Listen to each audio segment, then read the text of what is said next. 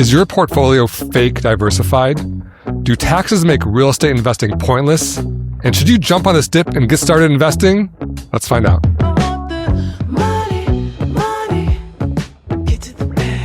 Welcome back to the Personal Finance Club show. Hey, Jen. Jeremy, I've got something for you right off the bat. We've got a video. I want you to watch it. I want to see what you think. Ooh, this is like a scroll patrol out of A order. mini bonus scroll patrol. I'm not even going to do the callback. All right, let's watch it. Okay. So what are y'all thinking of buying? Elon Musk is a trillionaire now. That means it's going to start trickling soon. Can y'all feel it trickling? What are you going to buy with your trillionaire trickle money? I'm nervous. This is my first time. I don't know what to get.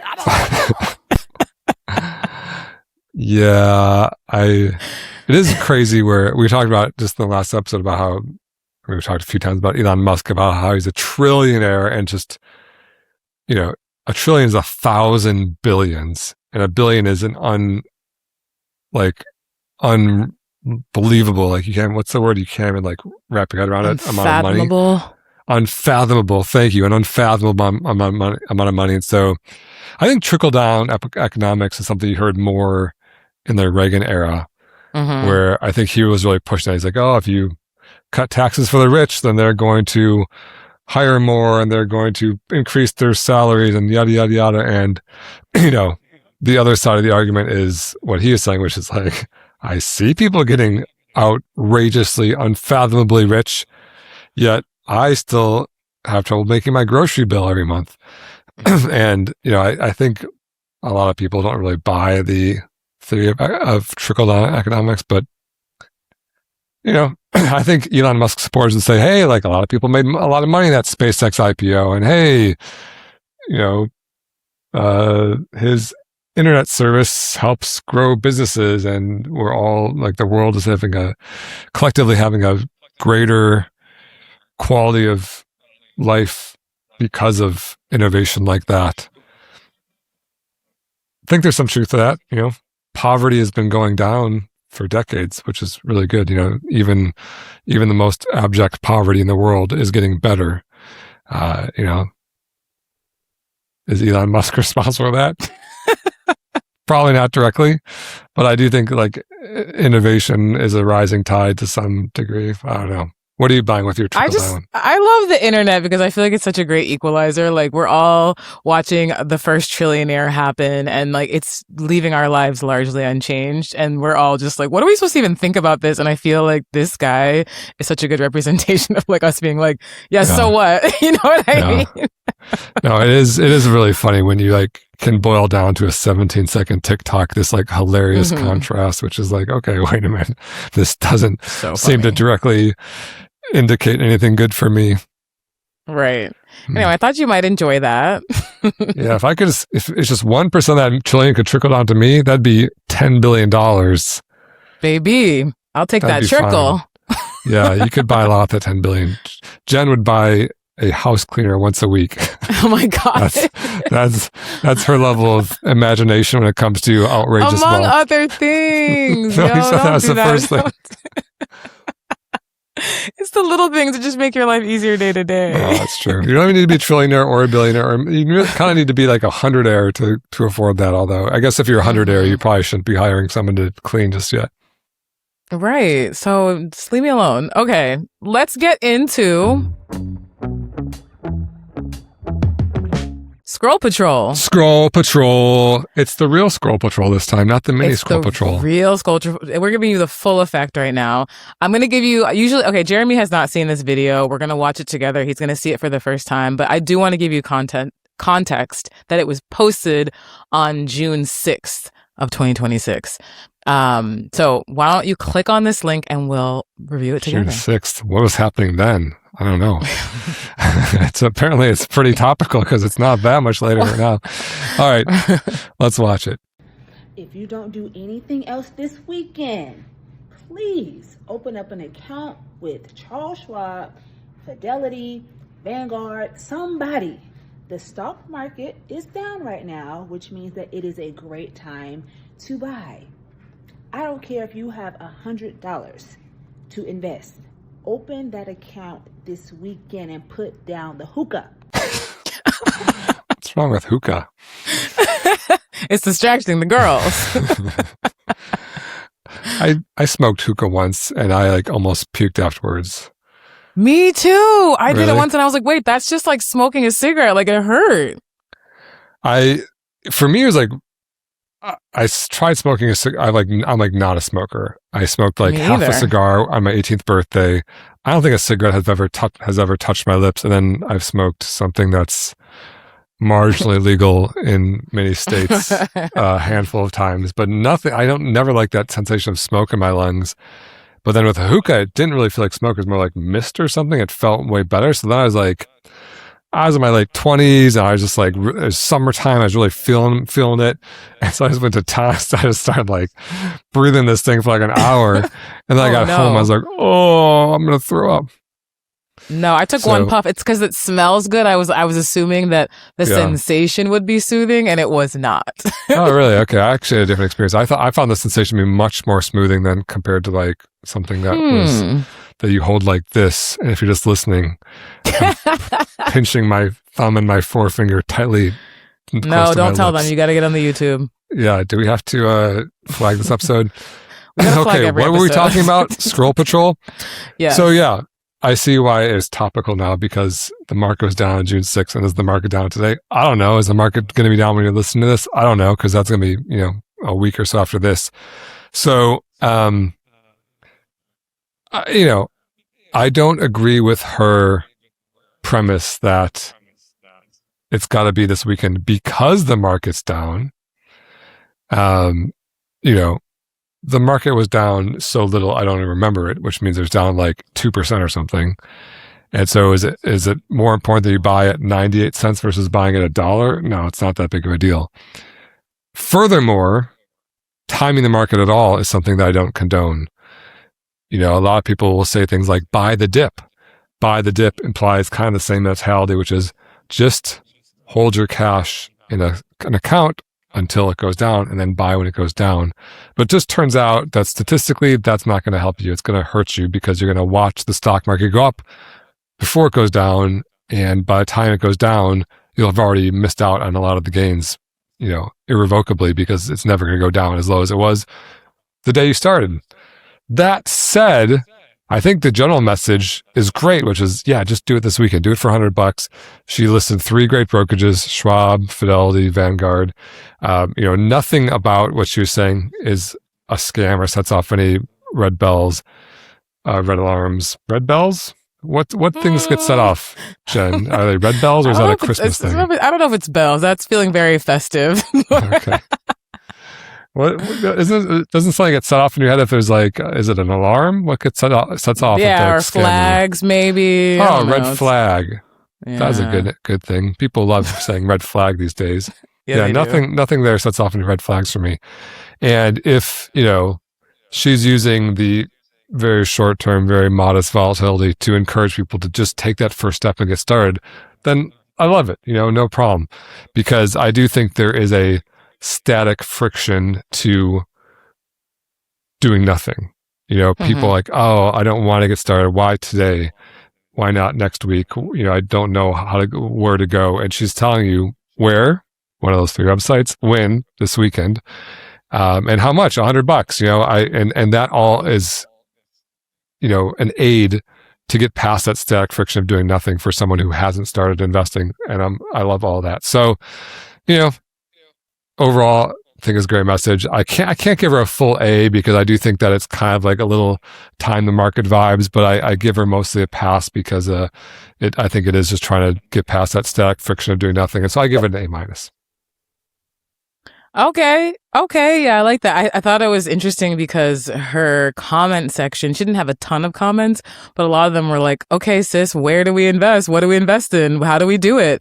And then it was so funny because then other people, not the creator, commented saying, I teach how to invest for free or like, follow me for more. And I was like, wow, this is a whole ecosystem here. So it was interesting to see the comments section. It's rough out there.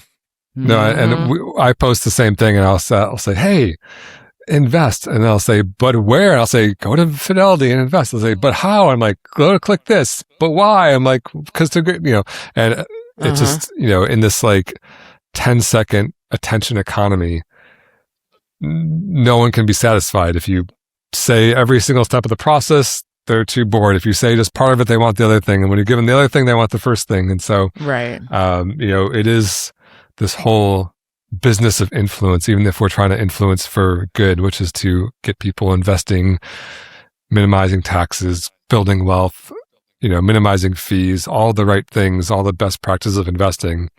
It's still hard. It's a hard sell because people like doing nothing, and I like doing nothing too. I don't blame them. It's just, and even if you're not doing nothing, you're doing something else that's important, like feeding the kids. Like this morning, I fed Ty, and when I choose to feed Ty, I don't give him yogurt because he makes an absolute mess.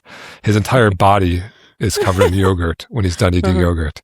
And so I'm like, no more yogurt. You're going to get toast. You're going to get fruit. You're going to get, eggs, cheese, whatever it is. You're going to get a healthy breakfast, but I just won't do yogurt. But then Andrew just gives him a big old bowl of yogurt. And then he looks like a yogurt monster when he's done. And so when you're trying to clean a yogurt monster, Roth IRA is not top of mind. And so I have a lot of sympathy with, the busy lives of people for sure. But yeah, so, I think that content was fine, just trying to get people with a little hook and get them started on the fan. I like it. Okay. What'd you say? A-? Yeah. A-. That's solid. Okay. All right. Next time, put Ty in the tub and just put him in the yogurt in there. Just fill a tub with yogurt and just throw him in there. Well, we had a poop blowout yesterday. Oh, no. No. And then he wasn't a yogurt monster. He was a poop monster, and poop monsters go directly to the tub. there's only so many trips to the tub before you're like, I've washed this. I mean, we probably wash them once a day on average. Like maybe we'll skip a day to let it give his skin a break here and there. Sometimes it's twice a day marinate. Because there's two poop monsters, but, you can only do that so many times. So for the yogurt monsters, it's a damp cloth and hopes. Dying. Okay. All right. Let's move on to hot topics. Hot topics. This is almost like a triple scroll patrol. We have like another video. It's like triple scroll patrol day here. Yeah, we're getting it going. Okay. So this hot topic is, I don't know if this is a phrase that this influencer made up or if you've heard it before, but it's fake diversification. Why is that so hard to say? Fake diversification. I do think he made that up. But I think so too. But I hadn't heard it before. I didn't know if I was just out of the loop. Yeah. So let's watch this video together and then we can talk about it. All right. The market is getting smoked today, and it's exposing the #1 risk for retail investors: fake diversification. The top 2 ETFs held by retail investors, VOO and QQQ. You're diversified, but they're the same thing. 8 of the top 10 stocks in each, the same stocks. Then the top 5 stocks held by retail, Nvidia, Apple, Tesla, Amazon, Microsoft, yep, also in the top 10 for each ETF. Per this chart, the S&P 500, aka VOO, and QQQ have never been more similar. Correlation is the statistic that measures how similar 2 investments are. A correlation of 1, the exact same. The correlation between VOO and QQQ is currently 0.92, the highest it's ever been. Translation: retail investors own fake diversification. Lots of names, all mega cap tech. Fake diversification is great if tech stocks deliver, but ask your parents how fake diversification treated them in the late 90s. Hit follow to become a more informed investor. I'm a little bit offended by that because I remember the late 90s. He doesn't look that much younger than you.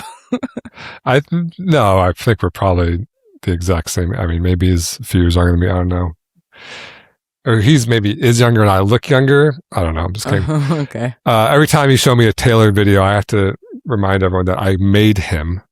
That's right. That's right. I'm screaming. I'm not kidding. I'm mostly kidding, but I did talk to him at FinCon, which is like this money meets media conference, which I'm speaking at, and Jen and I are going to. So if you want to meet me, it's in Palm Springs in September. Just Google FinCon, FINCON, and you can come see us there in person. But yeah, I met him there, and he didn't have any sort of social media, and I basically gave him like a pep talk and a 5-minute rundown on how to do it, and now the dude's crushing. I think he's got I see him post right now with 3.2 million views. Oh, that's a lot.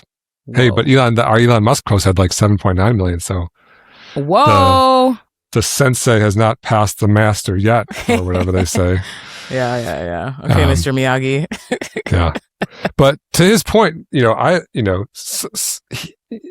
are mostly that. He's a really smart guy. Like, he understands the markets well. He's like much more in the Wall Street world than I am. And we're most like very aligned on most things. This I'd say we're 100% aligned on, which is and when he talks about retail investors, what he means is normal people like you and me who go to Fidelity and click buy, go to Robinhood, click buy. The opposite of that would be like industry investors who are running hedge funds or running mutual funds or whatever it is. And so, retail is like normal people choosing stocks. And when I see normal people choosing stocks and choosing funds, like he mentioned, VOO and QQQ, they always have all this fake diversification, as he mentioned. And so they'll say like, I own VOO, VTI, SPY, QQQ, and Amazon, Tesla, NVIDIA. I was like, everything you just mentioned is all exactly the same, exactly like he was saying. They're all very large US companies tilted towards tech. And you've bought a lot of stuff that looks like it's diversified, but it's not. It's just overlap. And so I actually have this post shown right here called "Don't Buy Just the S&P 500." Because a lot of, I talk about the S&P 500. I'm a big fan of the S&P 500. But when you think of the stocks of the earth, like every investable stock you can buy, the S&P 500 only makes up about a third of it. And QQQ is a subset of the S&P 500. You can really think about that as if there's a QQQ, which is the NASDAQ 100. If there's a QQQ pie chart, it would be just part of the S&P 500. And so when you're buying, everything you're buying is in the exact same pie slice, you're not getting in diversification. Because in addition to large US companies, there's medium and small US companies. And there's also large non-US companies and medium and small non-US companies. And it turns out that like the US is only about 40 to 50% of the market cap. And when you include Mexico and sometimes the U.S. is lumped in with North America. So when you include Mexico and Canada, it's about half. North America is about half the world. But the other half the world is places like Europe and China and India and South America. And they have great profitable companies too. And I think right now, a lot of people have like severe performance chasing beer goggles, where they think things like, why would I buy non-US companies when NVIDIA does better? I literally have people in my comments say things like, bro, you're an idiot. Why would you buy a diversified index fund when you could just buy NVIDIA and get a better return? And I say, you're comparing what used to do well with what's about to do well. What used to do well is NVIDIA. What's about to do well is we have no idea. It could still be NVIDIA, but if you look decade by decade by decade by decade over time, very rarely the best thing in the 80s was not the best thing in the 90s. The best thing in the 90s was not the best thing in the 2000s. The best thing in the 2000s was not the best thing in the 2010s. Very rarely does the thing that just did the best is it the next thing that's going to do the best. And so when you're chasing past performance by over concentrating in the same thing, large US tech companies, you're probably going to learn an expensive lesson one of these years, like my mom did in the late 90s. I guess I did if I asked my parents, because in the late 90s, I was like a kid. I was a teenager, and my mom was the one investing, and she put her money with, sometimes I tell these like childhood money trauma stories, and then I feel like people are going to, like the light bulb's going to go on.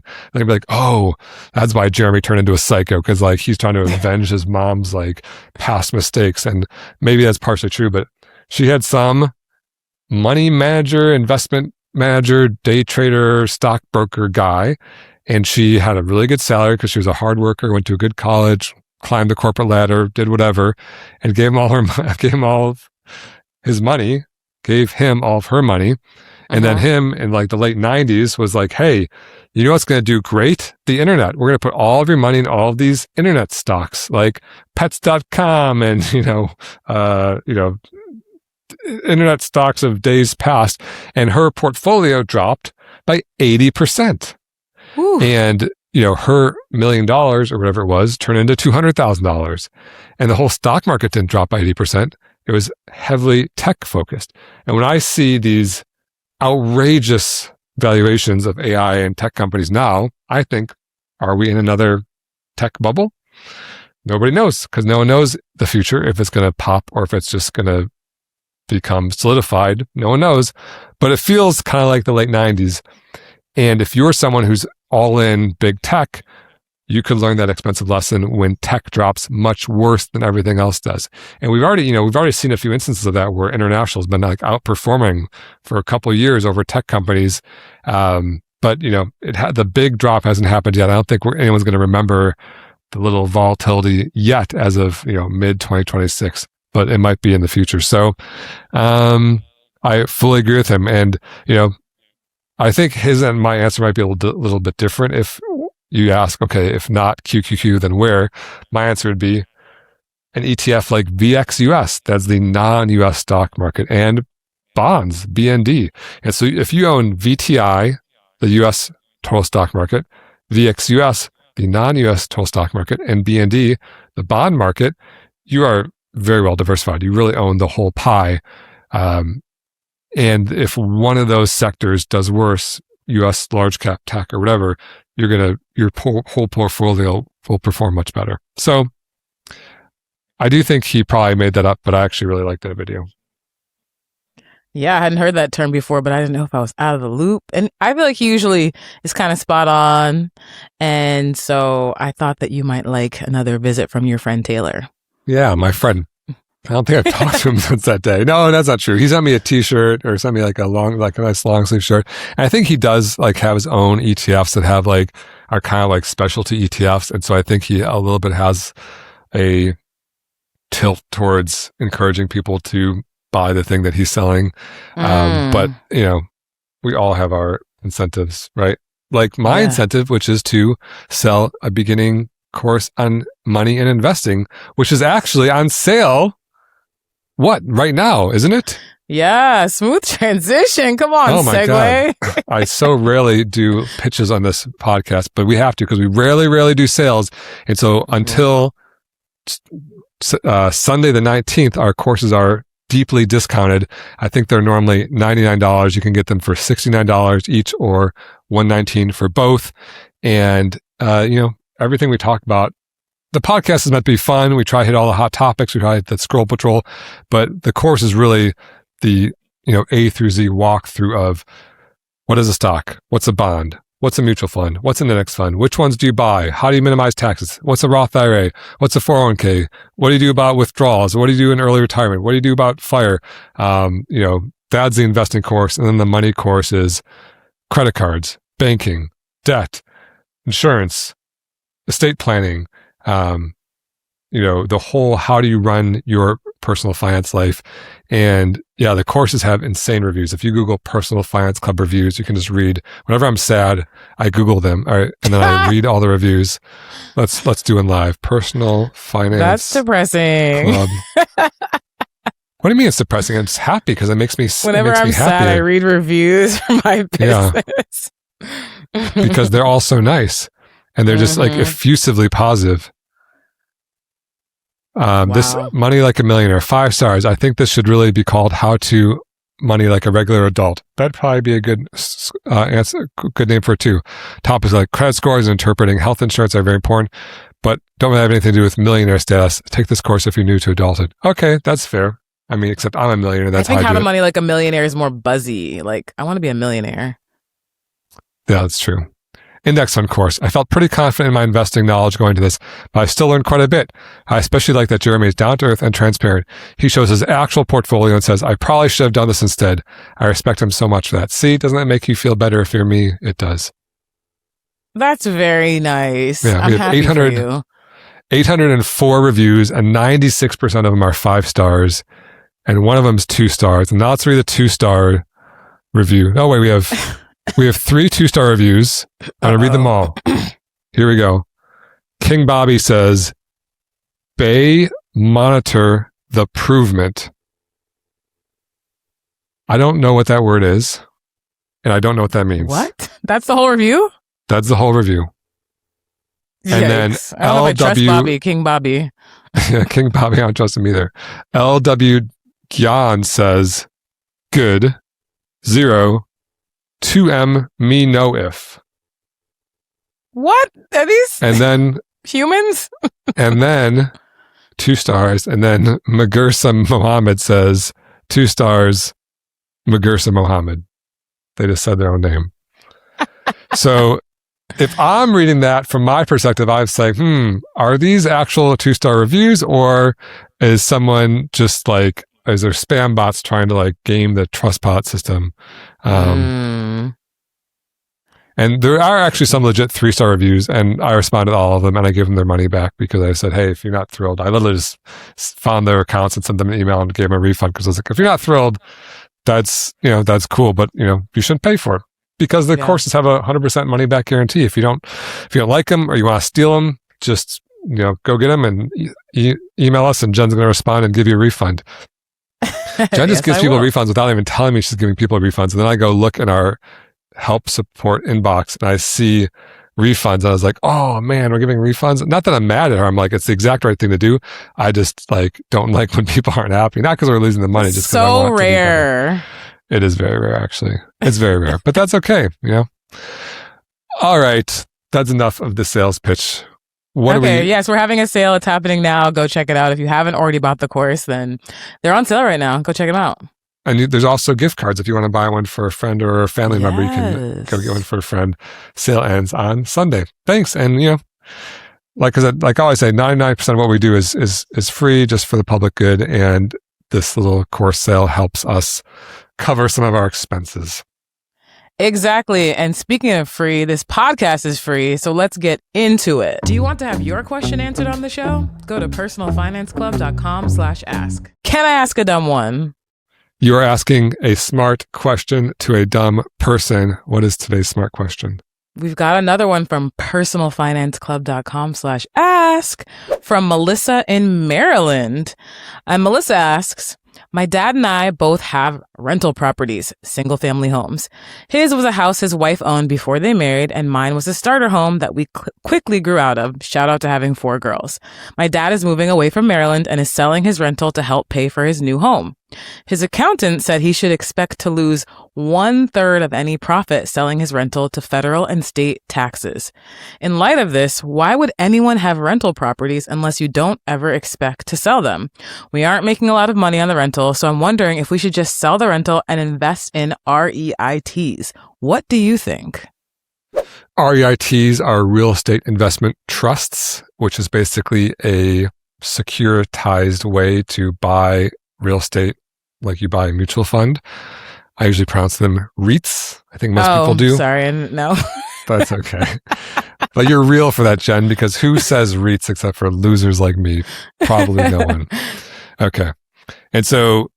And even the way you put it on the screen, like in this bold red, lose 1/3 of any profit.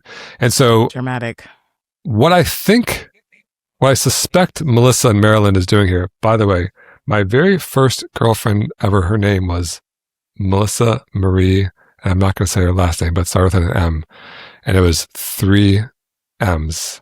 And so Melissa in Maryland reminded me of that. I've not talked to her. Not you doxing your first girlfriend. They're going to find her. I'm pretty sure that's a very common first middle name combo. So they find her from that and do what with it? I don't know. Did you date a nerd in high school? She's like, a few of them. Good luck with that info. Okay. Anyway, this isn't about Melissa Marie. This is about Melissa Marie Lind, because she's from Maryland. It looks like the word Marie. So What I think Melissa's doing is she's conflating sale price with profit. And so she's saying, wait a minute, if I sell for $800,000, I'm going to give 1/3 of that away and be left with like $500,000. That's like more money than we ever made. We're going to be losing money on this thing. You don't lose 1/3 of the sale price. You lose 1/3 of the profit. And so let me give you an example, Melissa. Let's say you bought a property for, these are California numbers, so apologies if these numbers seem really high for you, but I just realized my example is probably pretty expensive. But actually, it's not that crazy. It's not that far from the median. It would be cheap for California. So let's say you bought a property for $500,000 and you held it for 10 years And while you're holding it, let's say it's cash flowing or cash flow positive, and you're paying down the mortgage and you're, getting some cash flow. Then you sold for $800,000. Your profit isn't $800,000; it's $300,000. That's what you sell it for minus what you bought it for. 1/3 of $300,000 is, Jen, I'm doing math. Are you paying attention? $100,000. That's right. So broad strokes, you paid $500,000 for it.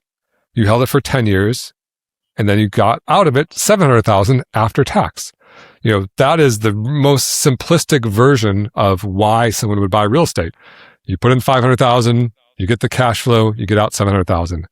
There's other benefits to owning real estate. For example, let's say it's cash flowing and paying down the mortgage. Maybe you didn't put in all $500,000, maybe you put in $100,000, and that mortgage is getting paid down.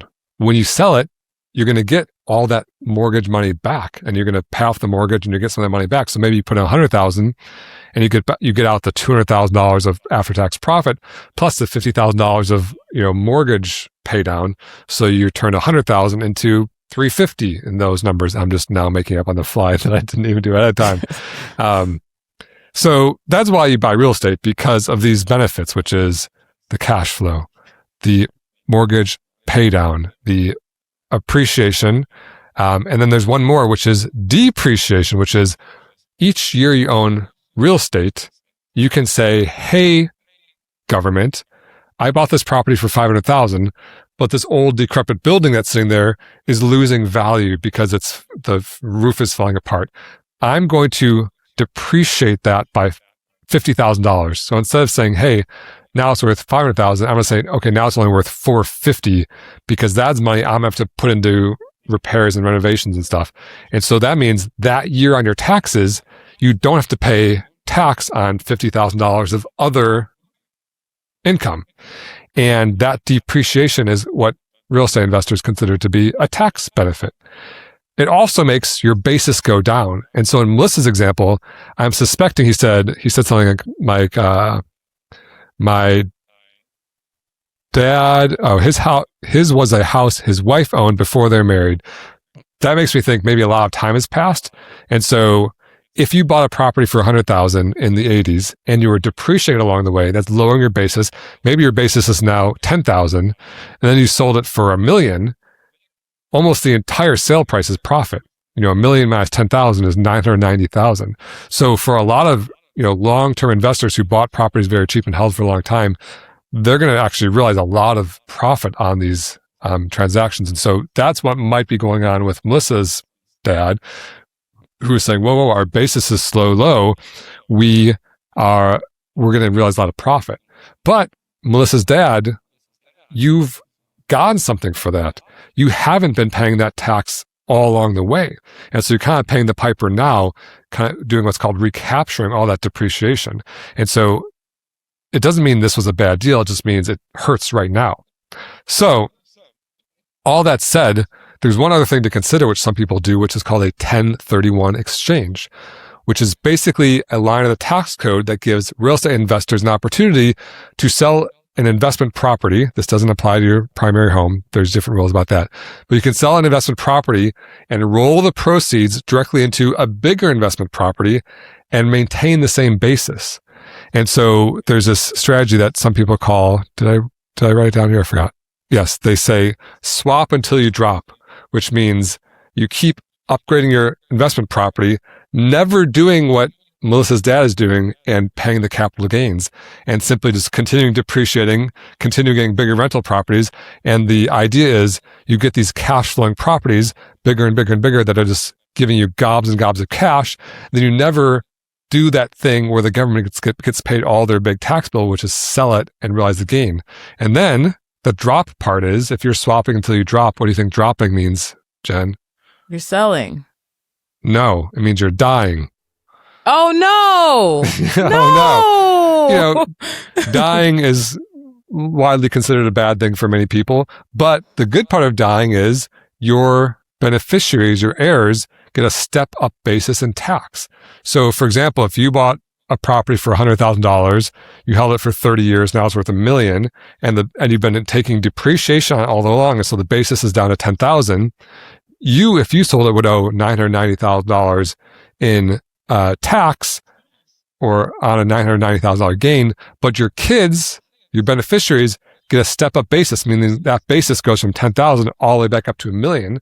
So they can sell for $1 million that day and get all the cash out and not pay any tax on it. So that's why they swap until they drop. So the real estate investors very cleverly leverage the U.S. tax code to basically keep upgrading their properties to bigger and bigger properties, never paying that capital gains bill and getting bigger and bigger cash flowing properties. It's actually like very clever, and people get very, very wealthy doing this. It's not something we talk about a lot here. It's essentially running a business. I think Melissa's feeling a little bit of the other side of real estate investing, which is like, wait a minute, this was a lot of work. The renters keep bugging us with it when the toilet breaks and we're not making very much money and this really sucks. Now I have to pay tax. That's how it feels a lot of the time when you're doing real estate investing. But over long periods of time with all these benefits, the mortgage pay down, the 1031 exchange, the depreciation, the appreciation of the property value, that can actually build a lot of wealth, and a lot of people get very, very wealthy doing that if you're patient and, don't mind all the work and business involved in real estate investing. So yeah, that's why people would do it. By the way, Melissa, you said, why not just invest in REITs? In REITs, if your dad bought $100,000 of REITs and it grew to $600,000, you'd have the exact same problem. It's essentially the same tax code that determines that, which is you'd owe a third of your tax on the gain.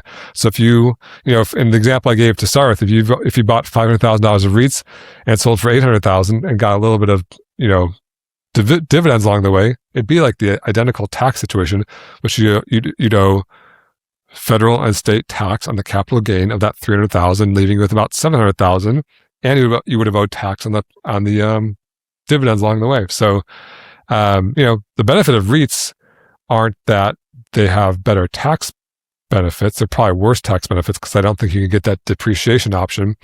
But the benefits is just way easier. You can just put your money in and do nothing, but you don't get all this, opportunity to basically outperform the market with leverage and 1031 exchanges. Nice. Great question. Have you ever heard of a 1031 Melissa. Exchange? I've never heard those numbers together in my life. Yeah. Unless somebody's talking about Halloween. Wait, you talk about 1031 exchanges on Halloween? No, it's not the date of Halloween. Oh, October 31st. Oh, exactly right. Even I didn't get that joke. So this is like a Halloween exchange. It never even occurred to me. That's funny. I've never heard of a 1031. This is foreign information, and the concept itself is foreign to me. So I be learning on this podcast, honestly, weekly. Jen, honestly, like this, I love our dynamic because when I was this is like 5 years ago, but when I was broke, 5 years ago, I also had never heard of 1031 exchange. And then my accountant, I had a CPA, and he invited me to this dinner, this like fancy steak dinner at a San Diego steakhouse. And this group like did 1031 exchanges, and they basically said to their accountant contacts, hey, invite some of your rich clients out. We're going to buy them a free steak dinner and like basically tell them about our service. I was like you, I had never even heard of those words, much less was doing some sort of real estate thing. And so I just don't think I was like a great prospect for them at the time. But, now that I'm rubbing elbows with more wealthy people who own real estate, this is like an every day of the week kind of thing for them. And actually, when I was on a jury about a year ago, yeah, the 1031 exchange was at the heart of the matter. Like they were in the middle of doing a 1031 exchange when this whole like conflict blew up. And so it's like now that you've heard it, John, I think you're going to hear it more, but definitely like in the real estate world, it's the most common thing in the world. Which is why I wanted to mention it to Melissa, because it sounds like maybe they're not as familiar with, heavy duty real estate investing and are just trying to figure out like, why is this tax bill so high? Yeah, I'm curious about how many people have heard of that. So if you're listening, comment and see if you've ever heard of a 1031 exchange, because I can't be alone, but maybe this crew will know more. I'm just curious. Okay, where are we at? Okay, let's move on to Jeremy had time today. You guys are blowing me up in the comments. It's an all-out flame war. We're on GeoCities. We're on Ask Jeeves. Where did flame wars happen back in the day? I have no idea what flame wars are. I say it every time and you never know what I'm talking about. A flame war is where you're like in the comments section yelling at each other and like hurling insults at each other. You're flaming each other. I've never heard it called that though. Maybe culturally we've just called them different things. I think that's like 90s internet culture, which is no one shares with me. Okay, I went back a little bit further to this very clever Instagram post about, actually, why don't you tell us what it's about? I love this picture, by the way, of you and your wife. It's so cute. Yeah, no, I really nailed it with this. I proposed to my now wife on the shores of Lake Michigan in Sleeping Bear Sand Dunes up north, and there's this bluff that's like a 400-foot straight drop. The picture doesn't even do it justice. It's one of the most, I'm from Michigan, so I'm biased, but of all the places on earth I've traveled, this is one of the most jaw-dropping physical locations I've been to in my entire life.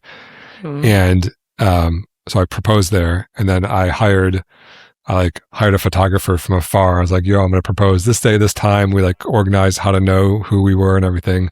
And so they got really great, both candid photos. And then this was like more of a, like they didn't tell her to pose like that. If you're just listening, she has her arms over her head and is kind of like spinning, and I'm laughing with this like jaw-dropping background behind us. They didn't tell her to pose like that, but she nailed it. Yeah, but it looks good. So anyway, it says, my wife's Venmo bank connection stopped working. She needed me to Venmo her from our joint account for some bills. I started including messages to make her friends think she's married to the world's cheapest man.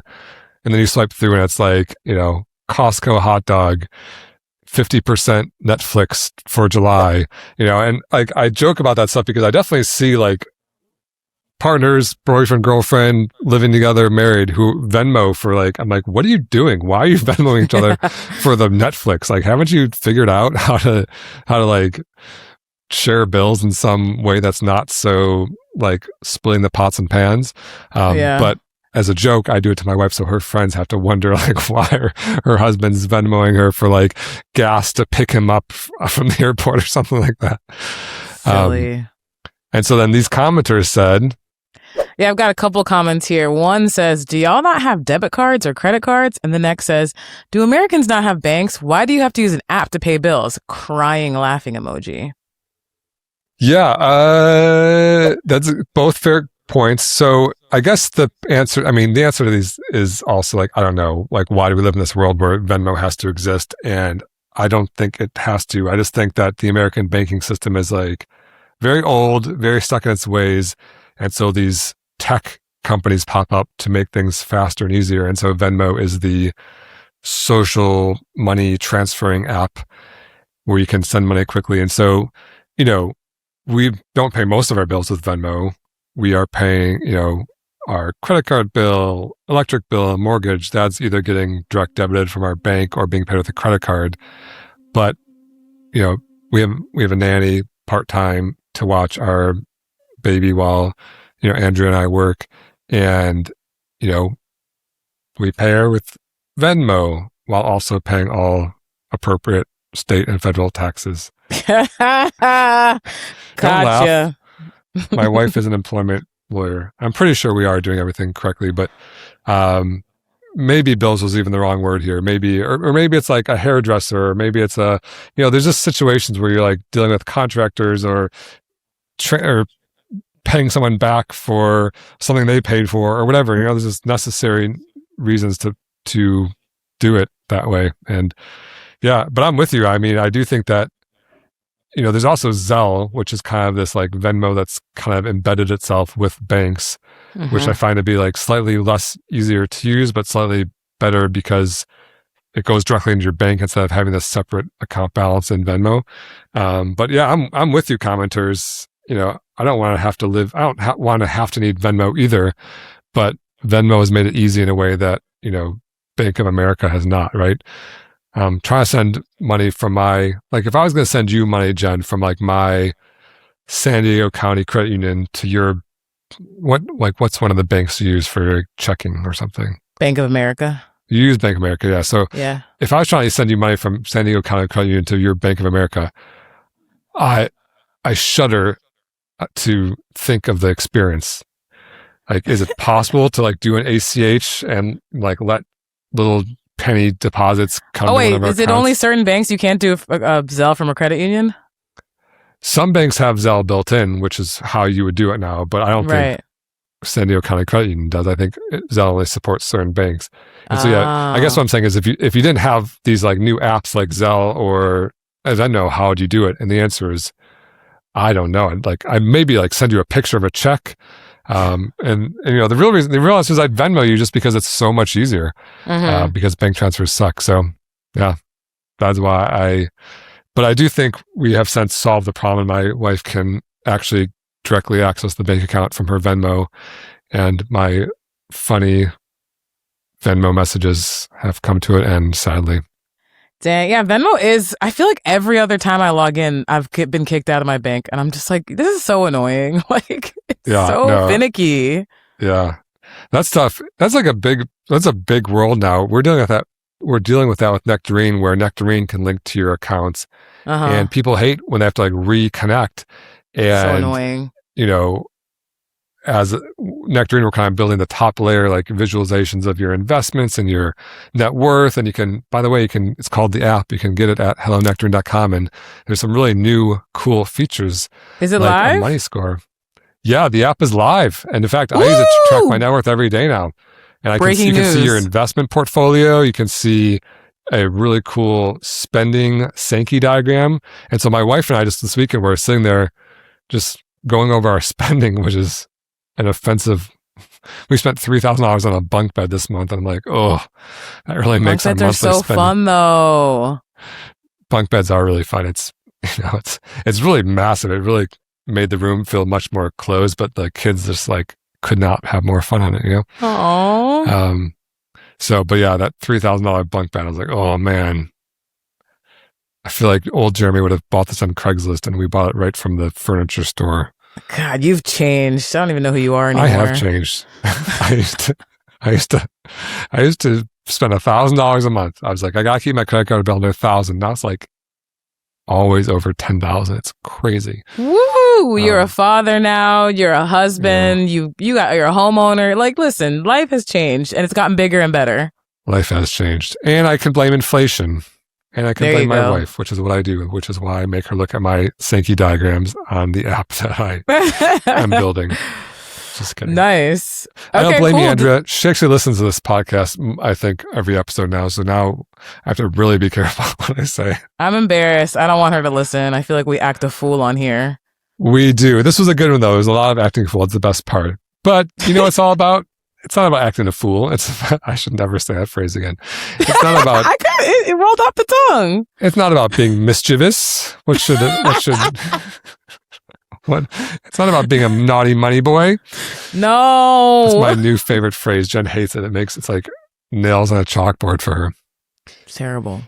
It's about building wealth. And if you want to build wealth, all you got to do is you follow the 2 rules of Personal Finance Club. Rule number 1, live below your means. And rule number 2, invest early and often. See you next week. The Personal Finance Club show is produced by Jeremy Schneider and Jen Mundia.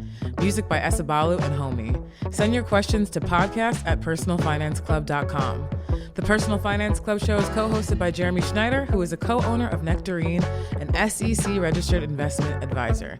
The views expressed on this show are those of the hosts and guests and do not necessarily reflect the views of Nectarine.